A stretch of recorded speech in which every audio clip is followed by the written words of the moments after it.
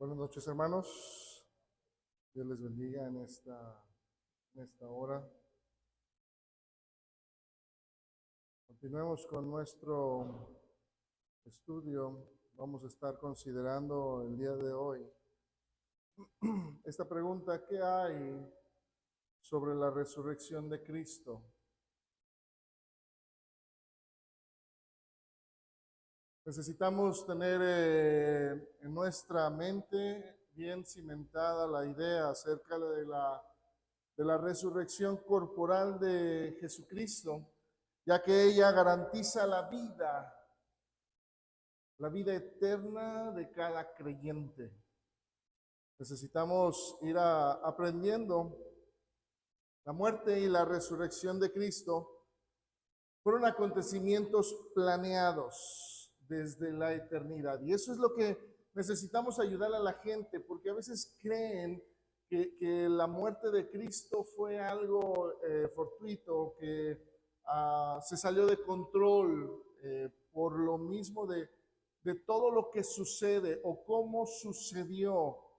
Pero cuando nosotros vamos a la Escritura, podemos ver que tanto su muerte, su resurrección, fueron acontecimientos ya planeados, no ocurrieron por casualidad.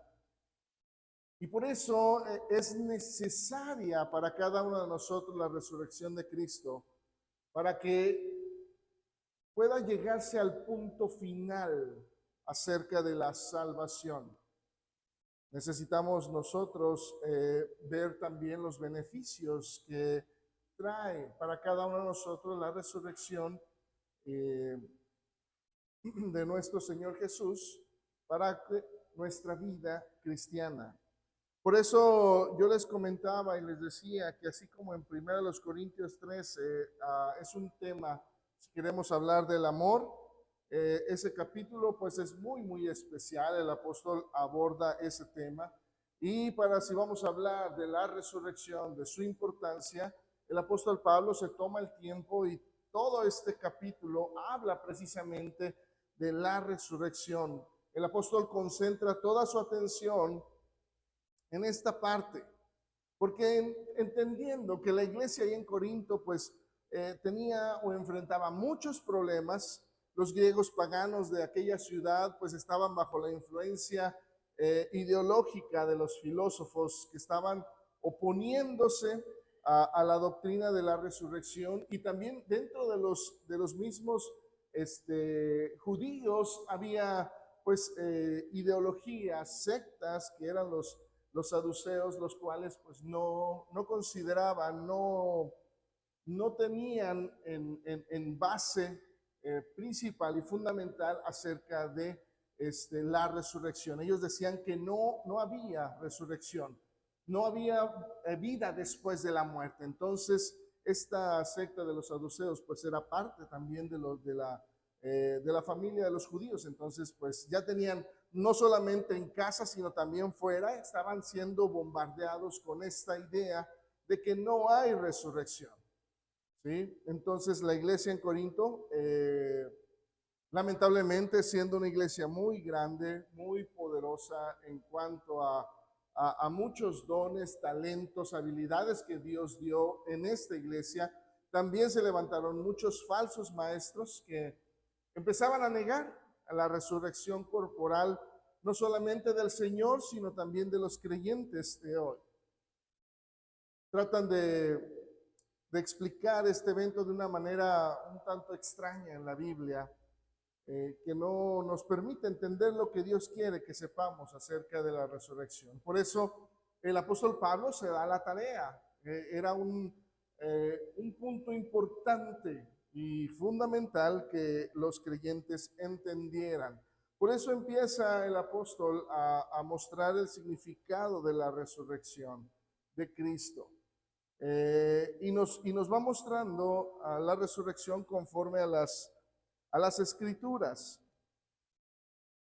Hay una pregunta que pues necesitamos contestar. ¿Qué hizo Jesús para que sus discípulos entendieran el significado y la importancia de la resurrección o de su resurrección? Y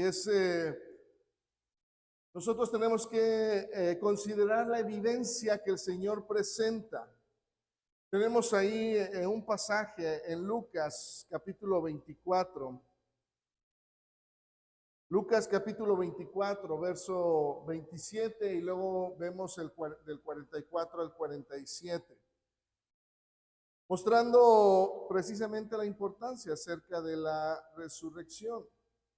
Y dice el Señor ahí en Lucas, se nos narra esta parte, en Lucas capítulo 24, verso 27, dice: comenzando desde Moisés y siguiendo por todos los profetas, les declaraba en todas las escrituras lo que de él decían. Entonces, aquí Lucas pues nos muestra cómo el Señor va a mostrar la importancia de lo que era el plan de la salvación a través de las escrituras. ¿Por qué? Porque dice que se fue hasta a Moisés, entendiendo precisamente que con Moisés de alguna manera nace lo que es la ley.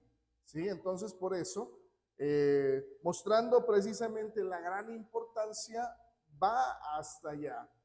Y luego ya vemos el verso 44, y les dijo: estas son las palabras que os hablé, estando aún con vosotros, que era necesario que se cumpliese todo lo que está escrito de mí en la ley de Moisés, en los profetas y en los salmos. Entonces, dice, les abrió el entendimiento para que comprendiesen las escrituras y les dijo: así está escrito. Y así fue necesario que el Cristo padeciese y resucitase de los muertos al tercer día, y que se predicase en su nombre el arrepentimiento y el perdón de pecados en todas las naciones, comenzando desde Jerusalén. Por eso se puede asegurar que la resurrección de Cristo es parte esencial del plan redentor de Dios para toda la humanidad. Podemos nosotros enterarnos de que la muerte del Señor Jesús no fue un accidente, no fue, aún con cada acontecimiento que pasó y cómo lo maltrataron al Señor, todo estaba establecido. Y es interesante, ustedes en su momento pueden ir corroborando cómo a través de las escrituras las profecías que recaen sobre el Señor son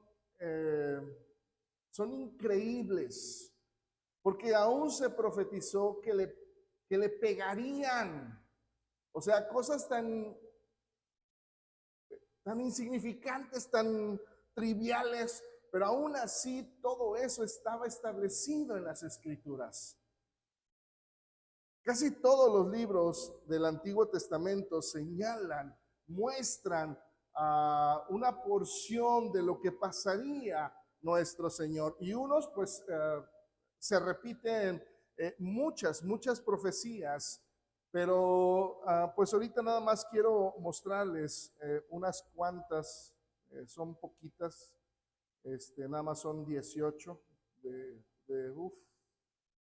Cuando ustedes puedan estudiar y ver las profecías que el Señor hizo, cumplió, es impresionante. Basta con nada más ir al profeta Isaías, que es donde más tenemos profecías acerca de Cristo. Por eso se le llamaba o se le conocía como el profeta mesiánico. Entonces, aquí en esta parte, nosotros tan solo podemos tener aquí, saqué algunas nada más, una de cada libro, en la gran mayoría. Hay profetas donde no hay profecías acerca del Señor. ¿Por qué? Pues porque cada profeta a veces iba a un asunto importante, a hablar, a profetizar acerca de una destrucción de alguna nación, etcétera, etcétera, pero la gran mayoría nosotros podemos encontrar en Isaías, los salmos, aunque a veces no consideramos los salmos como profecías, dentro de los salmos hay mucha profecía acerca del Señor. Tan solo podemos ver el Salmo 22, que es uno de los salmos en donde se nos muestran acerca de cómo el Señor sufriría. Pero bueno, pues ustedes pueden ver ya después,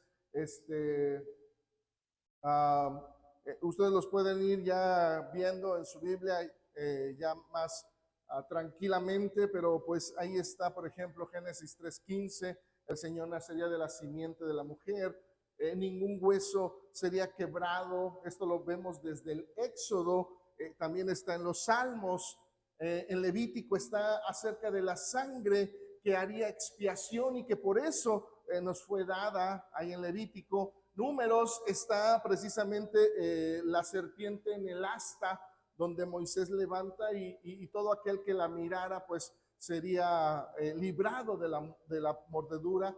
Y también el Señor usó esta misma figura cuando él dijo, así como Moisés levantó la serpiente en el asta, así es también necesario que el Hijo del Hombre sea levantado. Deuteronomio nos habla acerca de que el Señor sería profeta. De hecho, él mismo también profetizó varios acontecimientos. Estando él en vida, él dijo, va a suceder esto y esto y esto. Aún, por ejemplo, su muerte, él les dijo, es necesario que el Hijo del Hombre muera, sea sepultado y al tercer día resucite. Eso se los dijo varias veces a los apóstoles y pues no le creían, siendo profeta. En el segundo libro de Samuel vemos que se habla acerca de que el Señor vendría del linaje de David y lo podemos ya corroborar pues en la genealogía de Mateo. En el segundo libro de Reyes podemos ver cómo se habla acerca de que extendieron sus mantos, no solamente poniéndolos en el pollino, sino también cuando él iba pasando al entrar a Jerusalén. En los salmos, pues bueno, son un montón, nada más agarré una, que dice que le darían a tomar hiel y vinagre. Isaías, pues bueno, Isaías es el máximo, por eso se le llama así, el profeta mesiánico. Dice la escritura que nacería de una virgen. Jeremías habla del establecimiento de un nuevo pacto y Cristo mismo lo dijo cuando estaba instituyendo la comunión. Él les dice, esta sangre es del nuevo pacto. Ezequiel pues nos habla de que sería levantado un pastor para sus ovejas y lo podemos nosotros apreciar cuando el Señor habla acerca de que Él es el buen pastor. Daniel tiene ciertos tintes en cuanto al profeta hablar acerca del Mesías, ahí en el capítulo 9, en donde nos muestra que el establecimiento de su venida estaba ya establecido. Ya lo habíamos visto y precisamente el apóstol Pablo dijo, el Señor vino en su tiempo y en su momento. Oseas, el profeta Oseas habla acerca de la huida a Egipto cuando pues estaban persiguiendo al Señor por el engaño que Herodes sintió y sufrió a través de los magos y que pues mandó matar a todos los pequeños. Amós habla acerca de la profecía en cuanto a que habría tinieblas sobre la tierra cuando el Señor muere. Jonás, pues bueno, dice la escritura que él estuvo 3 días en el vientre del gran pez y el Señor tomó esa referencia y les dijo, así como Jonás estuvo en el vientre, así también el Hijo del Hombre es necesario que esté 3 días. Miqueas, pues Miqueas habla del nacimiento, del lugar del nacimiento de nuestro Señor. Zacarías habla precisamente de la entrada triunfal montado sobre un pollino. Y pues Malaquías habla acerca de el precursor, aquel que iría preparando el camino para el Señor. Entonces, pues esto nada más es poquitas, son 18 nada más. Son muchísimas. Cuando ustedes tengan oportunidad, busquen todas las profecías y se van a dar cuenta de que no es un acontecimiento fortuito, no es un acontecimiento que se da así nada más. Todo estaba establecido, todo estaba ya predicho. Entonces, todo lo que sucede a nuestro Señor y todo lo que conlleva su muerte y su resurrección, estando aquí en la tierra, pues Él mismo dijo que se cumpla conforme a las Escrituras. Todo sucedió como estaba establecido desde antes de la fundación del mundo. Y la resurrección de entre los muertos, pues fue un evento que identificó a nuestro Señor Jesús como el Mesías prometido, el Redentor, el Salvador. Entonces, por eso era importante que Él, pues, se levantara de entre los muertos, porque así es como, de alguna manera, pues, nos dice a nosotros quién es Él. Otra de las preguntas que es importante que vayamos haciendo para ir conociendo ¿qué pruebas ofrece la Biblia para demostrar la realidad de la resurrección del Señor? Y en las Escrituras encontramos el testimonio personal de muchos que presenciaron este acontecimiento tan importante.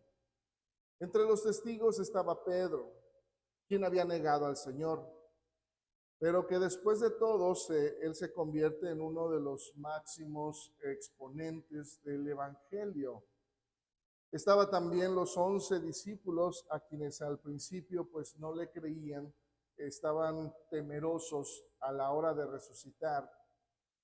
Pero muchas de las cosas que nosotros podemos ver es que Él se fue presentando con pruebas innegables, indubitables, dice la Escritura.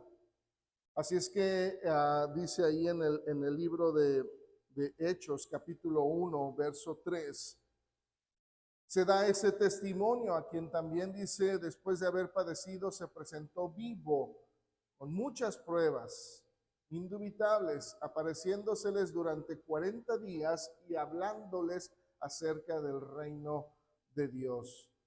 Entonces, uno de los acontecimientos que nosotros tenemos en la Escritura, lo podemos ver ahí en Lucas capítulo 24, entendiendo que Lucas fue el que investigó. Entonces, muchos de los acontecimientos, de alguna manera, pues los apóstoles no le dieron tanta prioridad para escribir. Lucas sí, y nos lo muestra. Ahí dice en Lucas capítulo 24, versos 36 al 43, estando ellos reunidos, dice, mientras ellos aún hablaban de estas cosas, Jesús se puso, dice, en medio de ellos y les dijo, paz a vosotros. Entonces, espantados, dice, y atemorizados, pensaban que veían espíritu. Pero Él les dijo, ¿por qué estáis turbados y vienen a vuestro corazón estos pensamientos? Mirad, les dice, mirad mis manos y mis pies, que yo mismo soy. Palpad y ved, porque un espíritu no tiene carne ni huesos, como veis que yo tengo. Así es que dice, y diciendo esto, le mostró las manos y los pies. Y como todavía ellos de gozo no le creían y estaban maravillados, por eso el Señor dice, les dijo, ¿tenéis aquí algo de comer?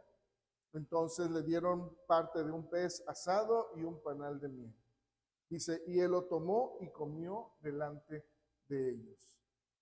De alguna manera el Señor por eso hace esto, para que ellos entiendan que era importante el hecho de resucitar y que ellos serían testigos oculares, presenciales, del hecho de que el Señor había resucitado. Después de eso, dice la Escritura que apareció a más de 500 hermanos que pudieron verlo resucitado. Y después, dice la Escritura, más tarde, cuando el apóstol Pablo escribía, 26 años más o menos, cuando escribía la carta a Corinto, a la iglesia ahí en Corinto, muchos de esos 500 hermanos, 500 creyentes, todavía estaban vivos. Los corintios podían ir a entrevistar a los hermanos para que pudieran corroborar si realmente el Señor había resucitado. Por eso este hecho fue muy importante, porque si la resurrección Cristo no hubiera sido un hecho comprobado, ni siquiera Pablo se habría atrevido a escribir tales cosas. Por eso surge esta pregunta, entonces, ¿por qué se recalca en la historia el hecho de que Jesús se haya aparecido a Jacobo y a Pablo? Y precisamente por eso, porque aún las otras apariciones de Cristo, cuando Él resucita, ocurrieron a amigos, a seguidores. Entonces uno pues podría ser escéptico y decir, bueno, pues era su amigo, lo conocían, así es que pues para no dejarlo en mal, pues nada más decimos, pues resucitó, se me apareció a mí. Pero ¿por qué a Jacobo y Pablo específicamente cuando leemos ahí en Primera los Corintios, que son de los pocos nombres que se mencionan? Se menciona a Pedro, pues sí, era uno de los apóstoles. Pero a Jacobo. Entonces necesitamos nosotros ver por qué se le apareció a Jacobo. Jacobo es su hermano.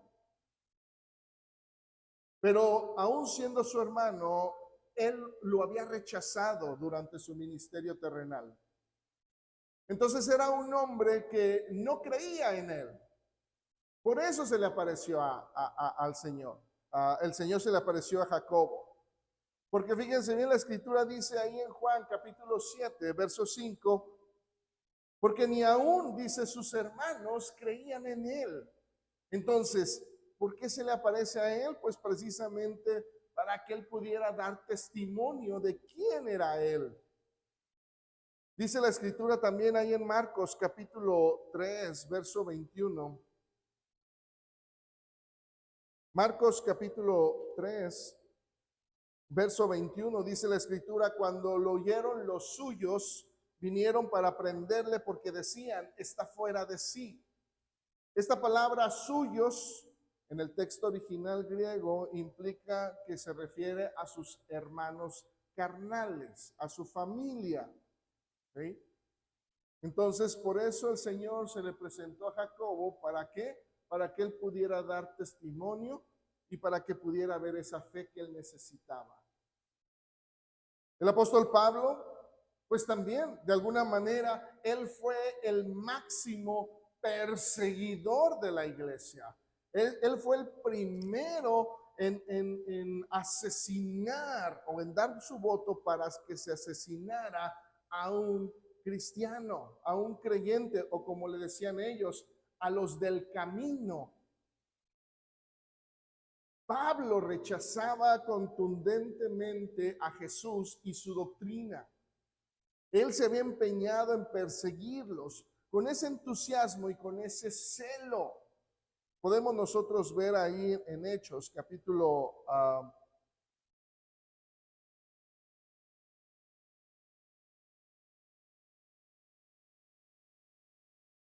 Hechos capítulo 9.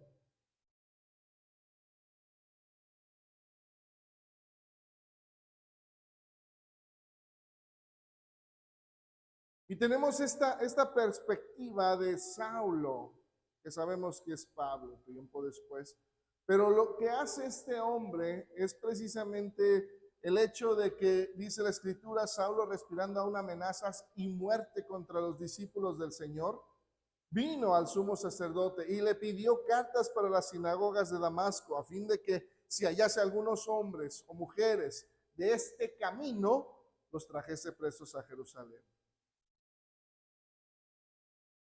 Así es que una de las cosas que era para corroborar este hecho, no solamente se le apareció a amigos, sino también a enemigos, para que dieran testimonio de su resurrección. ¿Por qué? Porque era importante dentro de la sociedad que, de acuerdo a las leyes, que en ese momento eran las leyes romanas con las cuales pues se estaban rigiendo, dice la escritura que de alguna manera pues era importante el testimonio de los testigos. Y aún en las leyes romanas también había esa importancia y esa necesidad. En cuanto a los testigos, en la ley romana nosotros podemos ver que se necesitaban, por ejemplo, 7 testigos para verificar un testamento, para decir, bueno, pues este testamento dice tal cosa, es para fulano de tal, y entonces que se lleve a cabo. Se necesitaban 5 testigos para determinar si una persona era libre o era esclava. Pero en la ley mosaica solo se necesitaban generalmente 2 testigos para probar cualquier hecho. Ahora, ¿qué más pruebas se necesitaban cuando el apóstol Pablo enumera a más de 500 testigos oculares de que el Señor había resucitado de entre los muertos?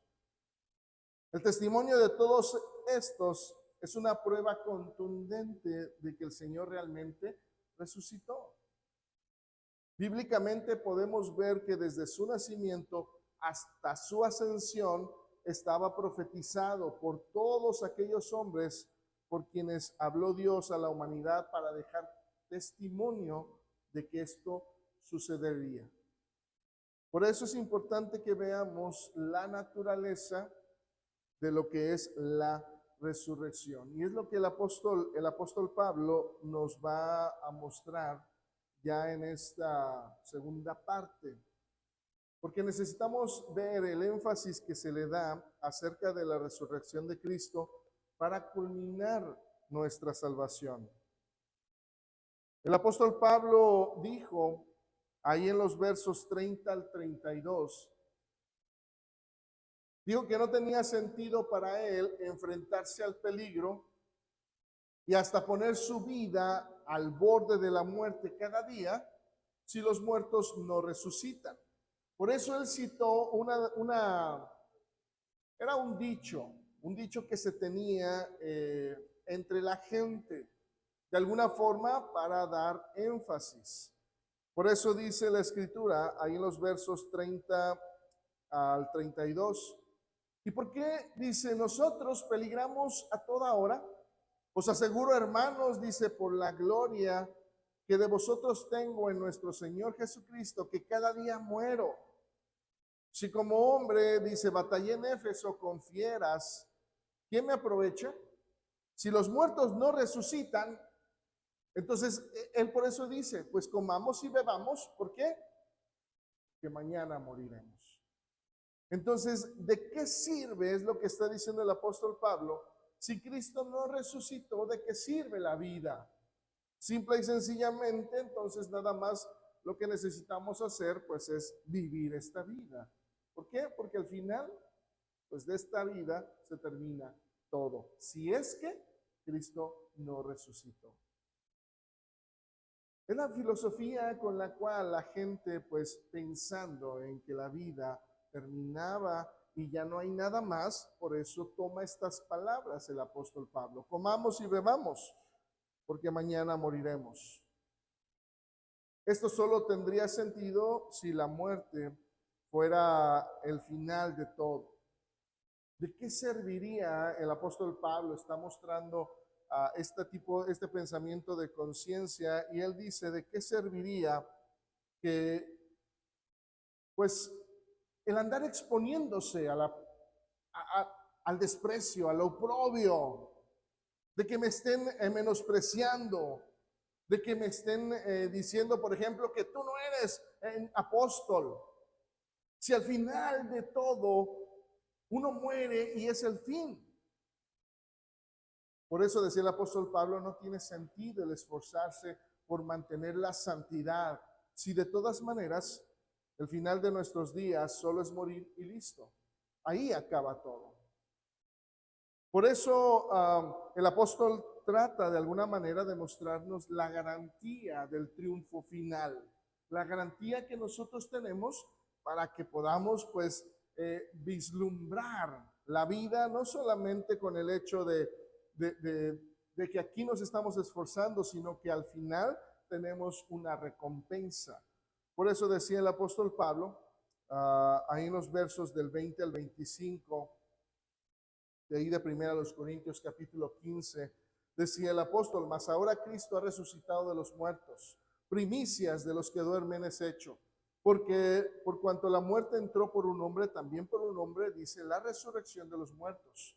Porque así como en Adán todos mueren, también en Cristo todos serán vivificados, pero cada uno en su debido orden. Cristo, las primicias, o el primero, el principal, y dice luego los que son de Cristo en su venida, luego el final, cuando entregue el reino al Dios y Padre, cuando haya suprimido todo dominio, toda autoridad y potencia, porque preciso es que Él reine hasta que haya puesto a todos sus enemigos debajo de sus pies. Así es que estamos tratando precisamente un asunto fundamental. En un momento específico de la historia, al inicio de los tiempos, el primer hombre, Adán, tomó una decisión de su propia y libre voluntad, la cual trajo la muerte. Luego, en otro momento específico de la historia, otro hombre, el gran Hijo de Dios, se levantó de entre los muertos después de haber puesto su vida en rescate por todos y con el hecho de su resurrección hizo posible ahora nuestra resurrección. Por eso el apóstol Pablo, la visión que él tiene para cuando nuestro Señor regrese, la visión de él muestra y dice, esto es maravilloso. Porque de alguna manera él tiene esta visión y la quiere compartir con hermanos que de alguna manera estaban tristes. ¿Y por qué? Porque no tenían todavía la idea completa. Cuando el apóstol Pablo le escribe a la iglesia en Tesalónica, en la primera carta, Primera Tesalonicenses, capítulo 4, versos del 13 al 18, una cita muy mal interpretada por mucha gente, en donde sacan algunos textos de su contexto y nos muestran mucha de su ignorancia. Lo que hace el apóstol Pablo aquí es que muchos hermanos estaban muriendo y entonces estaban tristes y angustiados. ¿Por qué? Porque el apóstol Pablo les había dicho que el Señor ya venía, que el Señor iba a regresar y que iba a regresar por los suyos. Entonces ellos dicen, estoy muriendo, mi padre murió, mi abuelo, y no van a ver el regreso del Señor. Y estaban tan angustiados que empezaron a vender sus tierras, empezaron a ya no querer trabajar. ¿Para qué? Pues para no cansarse, para no fatigarse, para esperar la venida del Señor. Así tan angustiados estaban porque querían ver la venida del Señor. Por eso el apóstol Pablo le escribe a la iglesia en Corinto, a la iglesia en Tesalónica. No está escribiéndole a ningún gentil sin conocimiento del Señor, sino a personas que ya habían entregado su vida a Cristo. Entonces, por eso el apóstol Pablo les habla de esa manera. Les dice, tampoco queremos, hermanos, que ignoréis acerca de los que duermen, o sea, los que han muerto, para que no os entristezcáis como los otros que no tienen esperanza. ¿Sí? Fíjese bien hacia dónde va el apóstol Pablo con sus palabras. Mucha gente estaba triste. ¿Por qué? Porque estaban muriendo.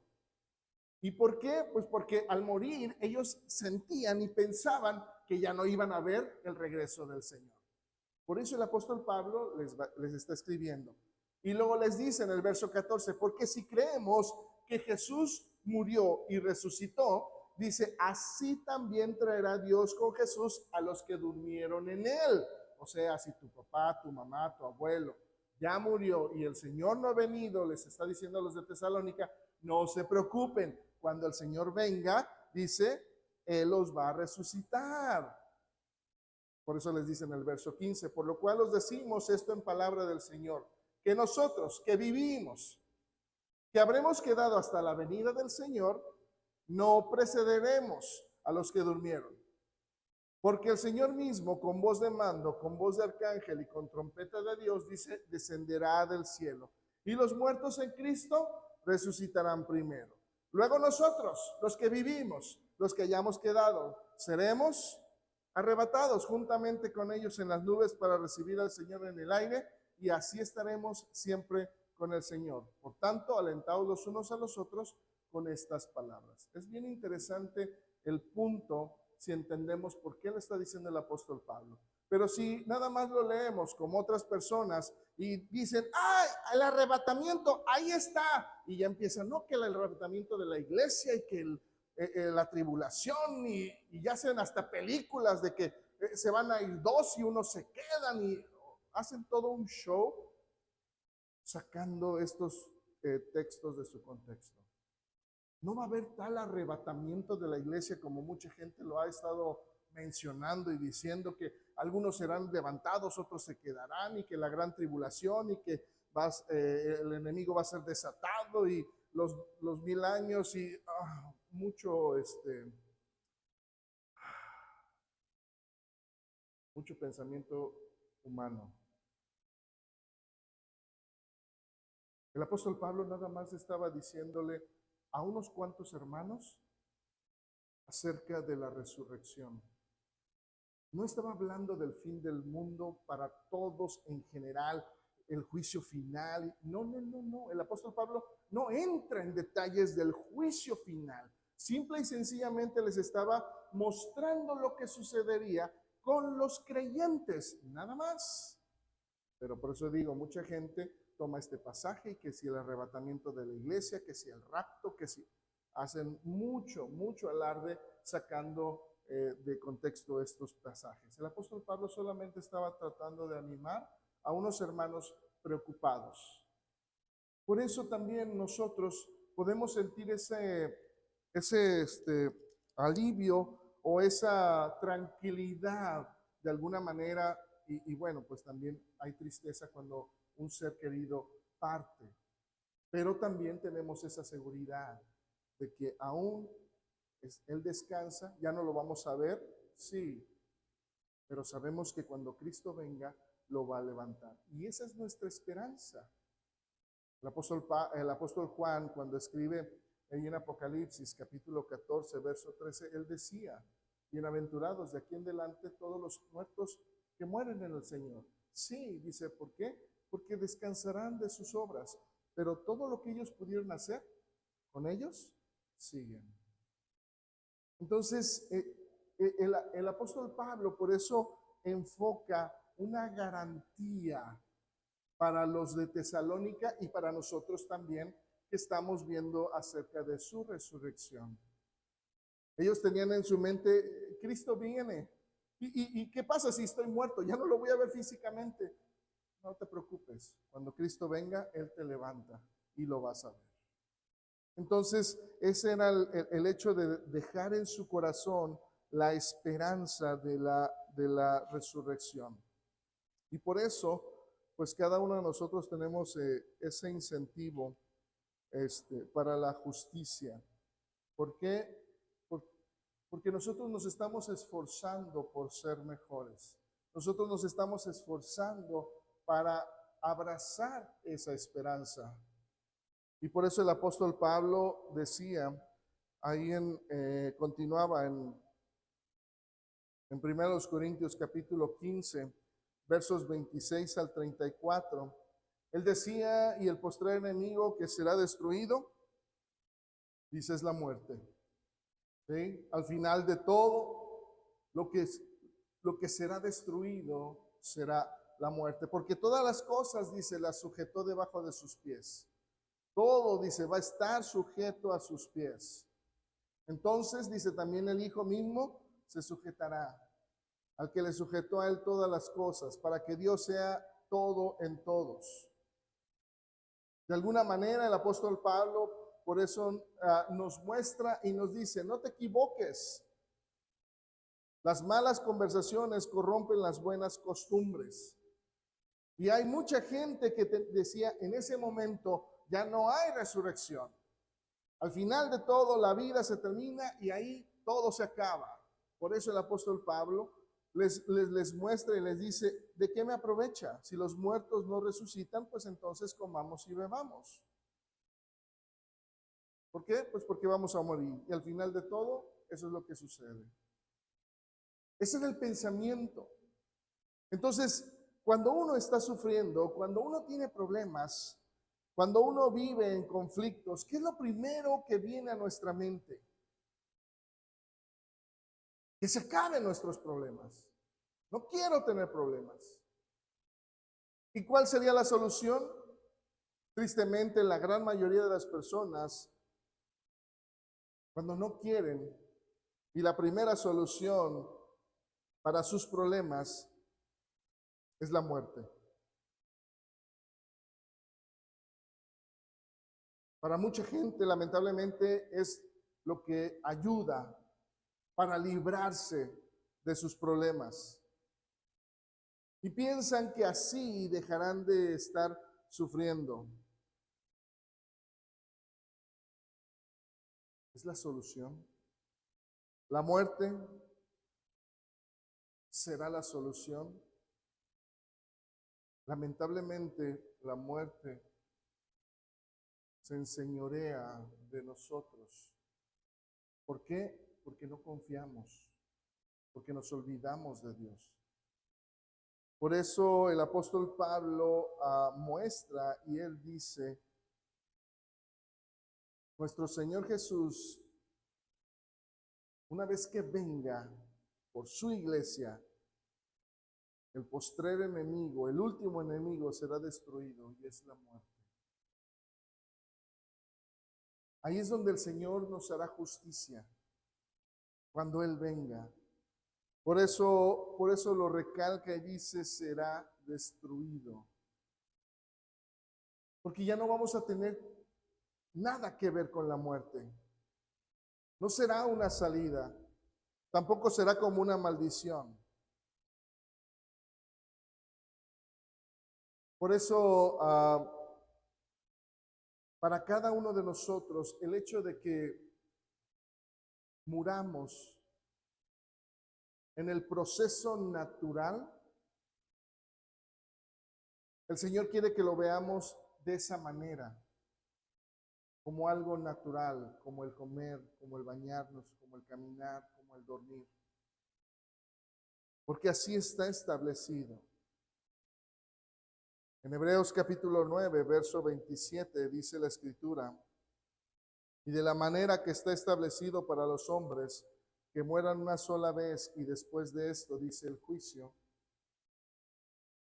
La gran mayoría, si no es que todos, tendremos que pasar por la muerte. Sabiendo que como dijo el apóstol Pablo, tal vez quede alguno vivo cuando Cristo regrese. Pero el proceso de la muerte es algo que duele, sí. ¿Que es triste? Sí. Pero es algo natural. Y al final se hará justicia. Por eso cuando habla el apóstol Pablo, es interesante lo que dice ahí en Filipenses, capítulo 1, versos del 19 al 24. Decía el apóstol Pablo cuando le escribe a la iglesia, porque sé que vuestra oración y la suministración del Espíritu de Jesucristo, esto resultará, dice, en mi liberación, conforme a mi anhelo, dice, y esperanza de que nada seré avergonzado. Antes bien, dice, con toda confianza, como siempre, ahora también será magnificado Cristo en mi cuerpo, o por vida, o por muerte. Porque para mí, el vivir es Cristo y el morir es ganancia. Ese era el pensamiento del apóstol Pablo. Porque de alguna manera el vivir para él sabía que iba a trabajar para Cristo, pero si moría, él mismo lo dice. Dice en el verso 22, mas si el vivir en la carne resulta para mí en beneficio de la obra, no sé entonces qué escoger. Porque de ambas cosas, dice, estoy puesto en estrecho, teniendo deseo de partir y estar con Cristo, lo cual dice es muchísimo mejor, pero quedar en la carne es más necesario por causa de vosotros. Esa es la esperanza que tiene el apóstol Pablo. Esa es la garantía final, aun cuando para nosotros sí, la muerte es algo que nos duele. Pero el Señor quiere que veamos que es algo natural. Y por eso el apóstol hace esa pequeña comparación entre la vida y la muerte, Para Él son iguales en cuanto a propósito. De cualquiera de las dos situaciones se puede aprovechar. Estoy en vida, tengo la oportunidad de hacer más por la obra que me fue encomendada, dice el apóstol. O si muero, él dice, muchísimo mejor, ya voy a descansar y solamente estaré ahí esperando el regreso de mi Señor. Ese es el pensamiento, no de una persona que se conforma o que quiere la muerte para no seguir sufriendo, sino de una persona que sabe que cualquier situación será de provecho y tendrá un propósito. La vida es un regalo, la muerte es una esperanza. Por eso el apóstol quiere que entendamos que aun cuando llegue la muerte, hay un cambio. Y esto habla acerca precisamente de un cuerpo nuevo. En la cita que estábamos leyendo, la lectura, hace una comparación y él dice, hay un cuerpo animal, terrenal o físico, y también él decía, hay un cuerpo espiritual. Necesitamos nosotros entender que ahorita estamos en la carne, pero después va a haber esa transición de lo terrenal a lo celestial, para buenos y para malos. Entonces, ¿cómo responde la Biblia cuando nosotros, cuando nos preguntan con qué cuerpo se levantarán los muertos? Y la Escritura es muy clara en cuanto a este tema. Lo más importante es que no cómo entraremos, sino el hecho de que entraremos y seremos transformados. Entraremos a disfrutar del gozo eterno con un cuerpo glorificado, semejante al de Cristo después de su resurrección. Por eso se establece, y decía el apóstol Juan, ahí en la primera carta, en el capítulo 3, el verso 2, decía el apóstol Juan, amados, dice, ahora somos hijos de Dios.